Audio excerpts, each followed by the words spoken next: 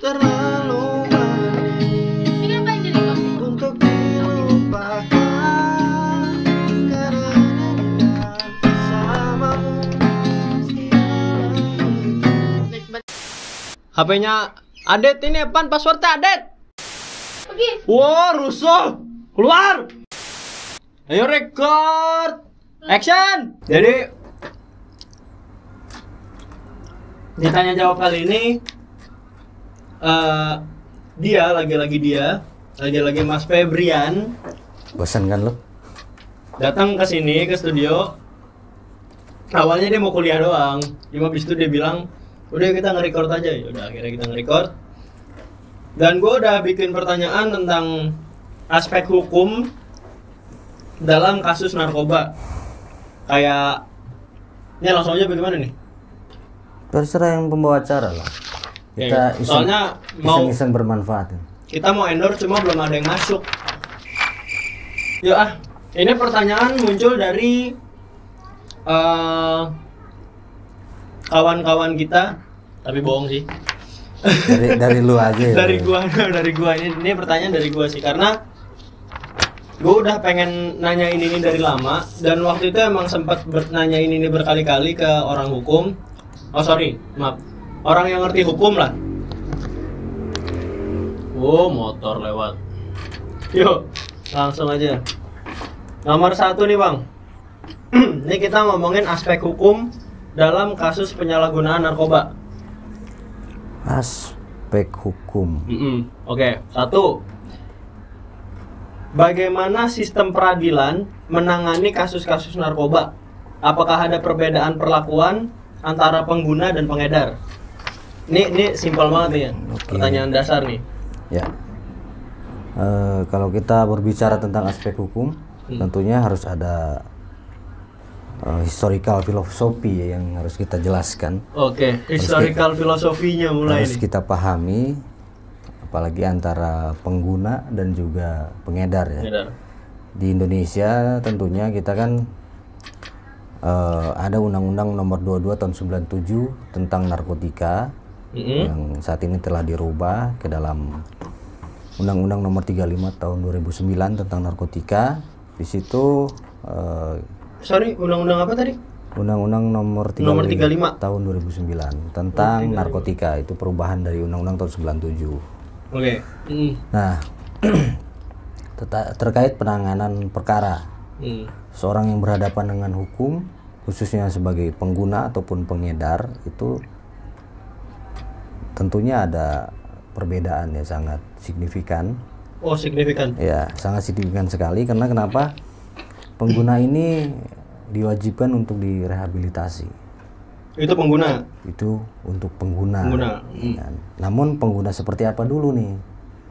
Oke. Nah, dia pengguna aktif berat, ya kan? Atau coba-coba. Atau yang maksudnya yang kayak baru nyebur gitu lah ya istilahnya. Atau dia memang ya sudah menjadi kebiasaan untuk residivis sehari-hari gitu ya. Nah, pandangan gua nih pribadi, kalau untuk pengguna awal ataupun dia yang menjadi korban itu, gue sepakat direhabilitasi secara tuntas. Itu pengguna yang akut atau yang ini sama aja? Pengguna yang baru coba-coba lah. Yang baru coba-coba. Oke. Segera disterilkan, direhabilitasi dengan tuntas, tidak perlulah dipidanakan. Oke. Lain halnya dengan pengguna yang memang sudah menjadi kebiasaan, sudah bolak-balik mungkin merasakan dinginnya hotel Prodeo, ya kan? Mungkin hukuman seberat-beratnya itu bisa diterapkan terhadap mereka. Tapi kan mereka masuknya masih pengguna, Bos. Betul, tapi pengguna ketika sudah direhabilitasi, ya kan, dan dinyatakan sembuh oleh medis, tetapi dia dengan sengaja, dengan pengetahuannya, dia mencoba menggunakan hal itu lagi, berarti kan dia ini justru menentang hukum itu sendiri gitu loh. Oke. Itu menurut pandangan gue ya, tapi buat teman-teman yang lain terserah mau berkesimpulan seperti apa. Nah, karena di pasal 127 nih, gue bacain sebentar. 127 Undang-Undang Narkotika Agak sedikit panjang nih. Walah.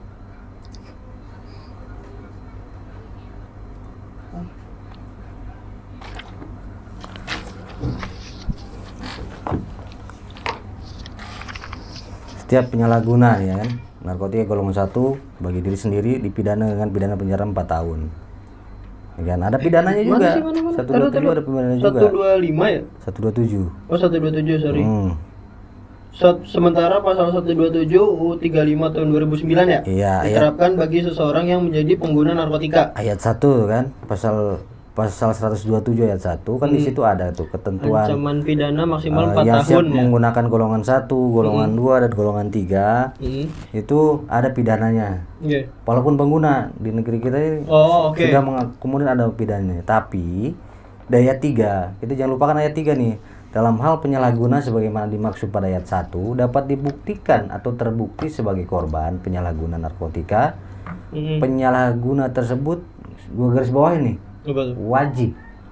wajib menjalani rehabilitasi medis dan rehabilitasi sosial. Oke. Jadi pemidanaan ini adalah suatu hal yang ultimum remedium. Apa tuh upaya maksudnya? Terakhir. Oh. Ketika seseorang pengguna ini memang tidak bisa lagi dibina. Iya. Itu dibina untuk direhab. Nah, namun sebagai pengedar. Nah kalau pengedar gimana nih Gue menurut sepakat nih di negeri kita ini kan sekarang lagi gencar sekali ya untuk pemberantasan narkotika, narkoba. Nah, sampai presiden mengeluarkan instruksi presiden nomor 2 tahun 2020. Oke, apa tuh? Tentang rencana aksi nasional pencegahan dan pemberantasan penyalahgunaan dan peredaran gelap narkotika dan prekursor narkotika tahun 2020 sampai 2024. Begitu gentingnya bro sekarang narkotika di negeri sekarang kita. Lagi di ini ya, lagi diangkat. Jadi atensi, semua. sekarang jadi atensi presiden langsung bahwa berantas narkoba tuntasnya sampai dengan ke akar-akarnya, tidak peduli, tidak lihat siapapun pengguna ataupun pengedarnya. Gue sepakat di sini. Begitu ngeri peredaran di negeri kita. Nah, kalau sanksinya, kalau tadi kan pengguna yang baru-baru di rehab. Sepakat di rehab. Pengguna yang akut di tadi penjara. Kan kita kembali ke pasal 1. Selain dipidanakan, dia harus direhabilitasi tetap. Supaya kenapa? Dia mungkin ya ketika seseorang ini sudah direhab, diberikan toleransi untuk memperbaiki dirinya, ya kan, supaya terhindar dari zat tersebut karena merusak dirinya sendiri. Merusak moralnya, merusak segalanya, merusak keluarganya juga. Dia tetap tidak memperdulikan hal tersebut, ya mau tidak mau dia harus merasakan dinginnya hotel Prodeo. Tapi ada tapinya dong. Ada tapinya. Tetap dia harus direhabilitasi. Ya kan, direhabilitasi, siapa tahu lah kan dia masih mau bertobat. Ya tapi kalau misalnya kayak keledai jatuh di lubang yang sama 2 kali atau 3 kali gimana nih? Kita harus terapkan prinsip positivisme terhadap seseorang itu bisa berbuat baik di kemudian hari. Karena sejahat-jahatnya orang pasti ada sisi baiknya. Iya sih, cuma kan sebaik-baiknya orang pasti ada sisi jahatnya. Nah, kita dari kan kalau kita ngomongin positifnya kan kita harus ngomongin atau enggak siap dengan negatifnya gitu kan. Ya kalau kita berpositif thinking dia bakalan tobat gitu, benar-benar tobat setelah 2 atau 3 kalinya. Ya kalau misalnya enggak, kita kan harus mikirin negatifnya itu juga. Dia masalah pertobatan ini kan masalah keyakinannya dia kan. Tobat dalam arti apa dulu nih? Maksudnya tobat untuk nggak make lagi lah. Makanya itu kan tugas negara untuk membina seseorang yang telah terpapar narkoba ataupun nafza. Tapi lo setuju nggak kalau misalnya ini orang udah direhab, sembuh, make lagi, direhab, sembuh, make lagi, orang yang kayak gitu tuh dipenjarakan, menurut lo gimana? Sah nggak? Nah itu tadi gue bilang dulu, kalau seseorang ini baru pertama kali mungkin ya, kalau dia menjadi korban, kita katakan sebagai korban. Kadarnya seperti apa sih kalau korban? Kan gitu kan. Ya tidak melebihi batas maksimal lah ketika penggunaan barang-barang terlarang tersebut. Nah, itu harus hukumnya wajib sesuai dengan pasal 127 ayat 3. Wajib direhabilitasi secara Apa tadi? Sosial ya, tadi bilang apa sosial? Salah satunya secara sosial dan juga Gimana tadi tuh? secara medis. Oh ini nih ya. Ya kan? Secara medis dia harus direhabilitasi, Iya, dia harus diberikan rehabilitasi medis dan pengobatan rehabilitasi, secara tuntas. Karena yang dia gunakan ini zat-zat adiktif yang tentunya akan memberikan suatu stimulan terhadap tubuhnya, memberikan reaksi lain yang harus diselesaikan dengan pengobatan yang benar. Yang intensif lah. Tuh. Oke, ini kan tadi pengguna. Kalau pengedar, tadi gue sempat dengar lo bilang dihukum mati pengedar. Ini gimana nih maksudnya? Ya. Gua katakan seperti itu karena undang-undangnya sendiri yang mengatakan bahwa untuk pengedar, ya kan, ancaman hukumannya maksimal adalah hukuman mati. Itu pasal berapa sorry? Ada ininya nggak? Apa dari mana gitu sumbernya? Ada di Undang-Undang Narkotika tahun 2009, ada ketentuannya dia bisa dipidana sampai hukuman mati. Tapi balik lagi bang, hak asasi manusia kan tidak memperbolehkan hukuman mati kan? Betul.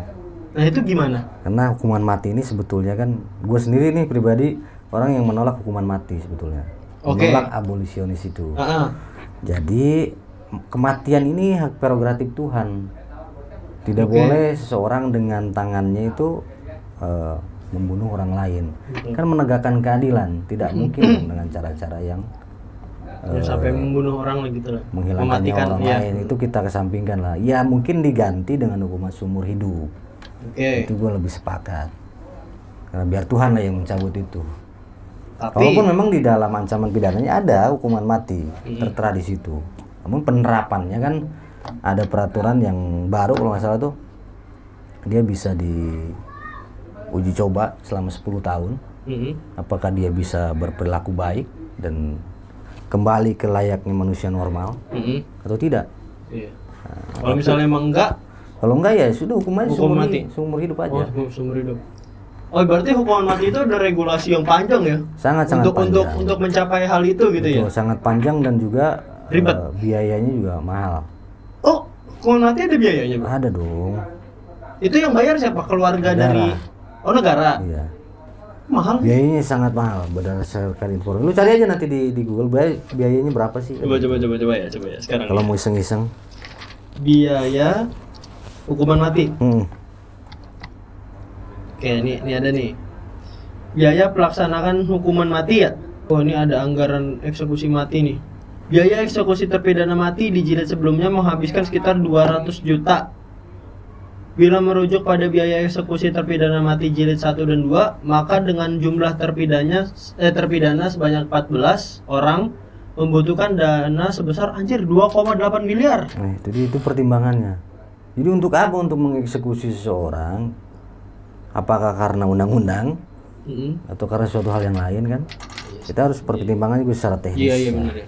Ya harus ada pertimbangan. Jangan juga kita sudah menghilangkan nyawa orang lain, tapi juga dengan beban biaya yang negara harus tanggung. Orang salahnya dia sendiri ya, masa negara yang harus nanggung? Apanya bukan ya kasarnya begitulah, kasarnya ngomongnya begitu. Oke lanjut bang. Oke. Ada satu lagi nih.